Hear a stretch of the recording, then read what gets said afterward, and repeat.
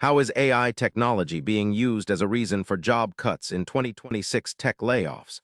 The answer reveals a surprising shift in how companies justify reducing staff and reshaping the workforce. One major reason companies point to AI when announcing layoffs is the automation of tasks previously handled by humans. In 2026, advanced AI systems can write code, manage customer support, and analyze data more efficiently than before. This automation allows companies to cut costs by reducing staff in roles that AI can perform faster and with fewer errors. It's not just about replacing entry-level jobs, but optimizing entire workflows using AI.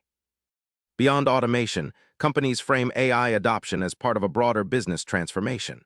They argue that to stay competitive, they need fewer traditional tech roles and more AI-focused skills. This shift leads to layoffs in legacy roles, even if those jobs are not directly replaced by AI. It's a way to signal innovation while reshaping teams to focus on AI development, data science, and new technology integration. In a challenging economic climate, tech companies often highlight AI as a reason for cost cutting. They emphasize AI's potential to increase productivity and reduce expenses long-term. By linking layoffs to AI, they create a tech-forward narrative that justifies tough decisions. This makes the cuts seem like strategic moves toward modernization rather than purely financial retrenchment. The human cost of AI-driven layoffs is significant. Workers in affected roles must adapt quickly or face unemployment. Upskilling and reskilling become vital, but not all companies provide adequate support.